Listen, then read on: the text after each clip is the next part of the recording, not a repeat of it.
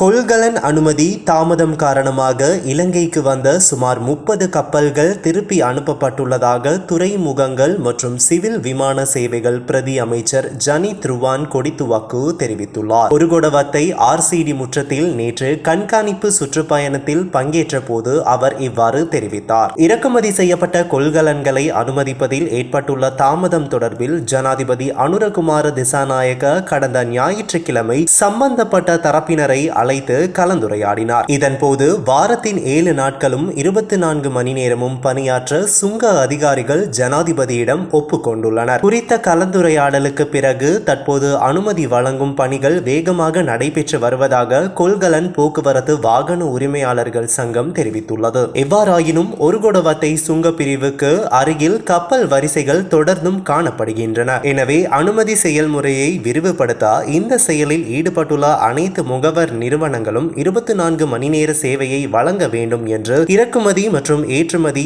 தீர்வு முகவர்கள் சங்கம் சுட்டிக்காட்டுகிறது.